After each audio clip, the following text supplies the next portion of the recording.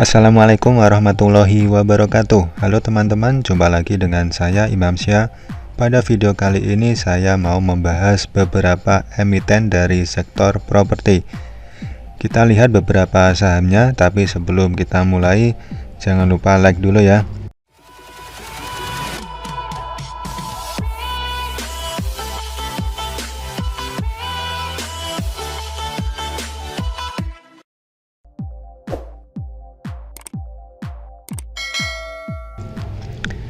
Baik teman-teman, di sini saya melakukan komparasi sahamnya, yaitu di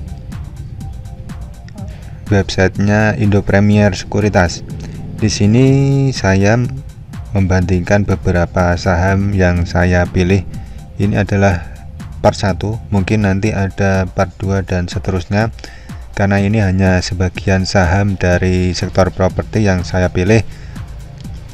Jadi di sini ada saham APLN, Agung Podomoro Land, lalu ASRI, Alam Sutra Realty, lalu BES, Bekasi Fajar Industrial Estate, dan GPRA, Perdana Gapura Prima. Baik, di sini saya menggunakan menu multi stocks fundamental compare stocks dari websitenya Indo Premier. Teman-teman yang menggunakan website Indo Premier bisa juga melakukan komparasi saham, atau bisa juga menggunakan handphone di aplikasi. Saya mau membahas dulu untuk prospek saham properti, dimana bisa dilihat kalau saham properti untuk di tahun ini memang mulai ada kebangkitan dibandingkan dengan tahun kemarin, dan prospek tersebut atau proyeksi bangkitnya saham-saham sektor properti juga diprediksi hingga tahun depan.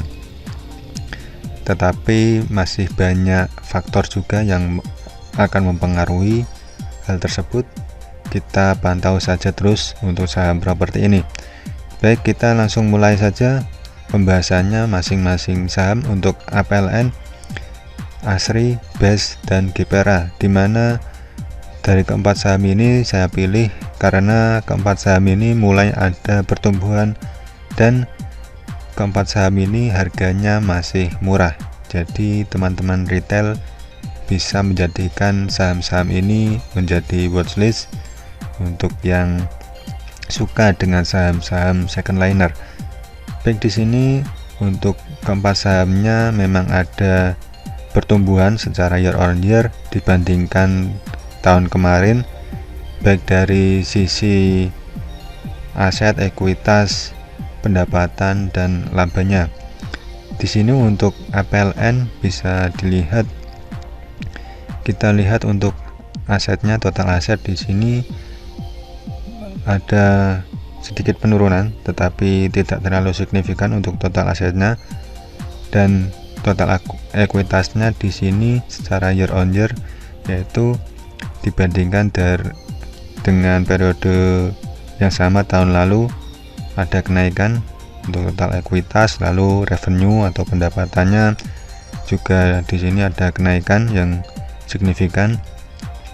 Net profitnya juga yang tahun lalu minus sekarang menjadi positif 2,4 T. Itu untuk APLN. Lalu untuk ASRI, di sini bisa dilihat untuk total aset ada pertumbuhan, lalu total ekuitasnya di sini juga ada pertumbuhan secara year on year. Lalu revenue di sini ada kenaikan juga dari 1,8 T menjadi 2,7 T.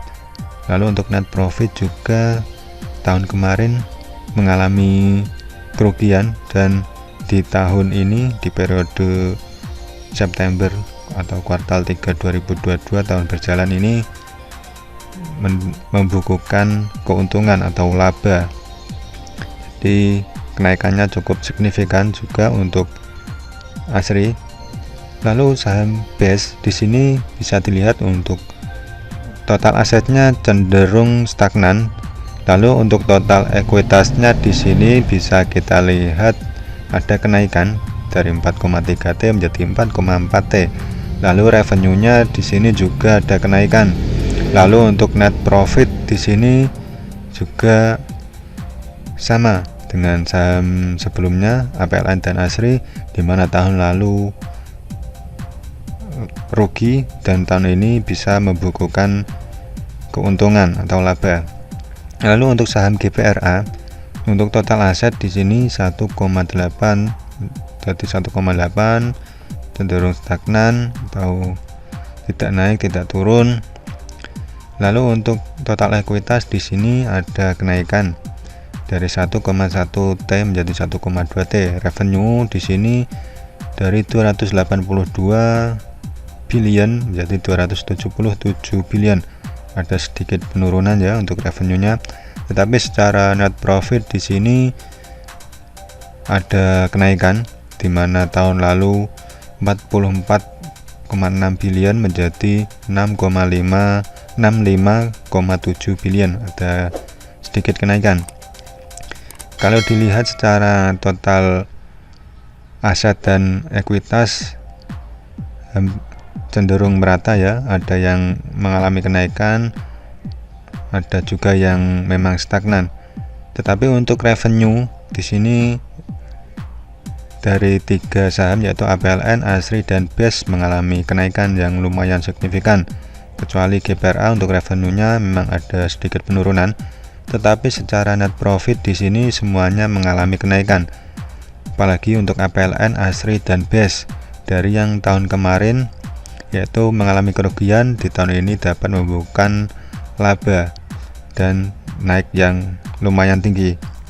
Sedangkan untuk GPRA tahun kemarin memang sudah untung atau laba, dan tahun ini untung laba ada kenaikan. Lalu kita lihat untuk secara valuasi, yaitu kita menggunakan PER dan PBV. Di sini untuk PER dan PBV untuk APLN yaitu 1,57 kali, PBV-nya 0,28 kali. Untuk ASRI PER-nya 32,66 kali dan PBV-nya 0,36 kali. Untuk PER-nya lumayan tinggi ASRI.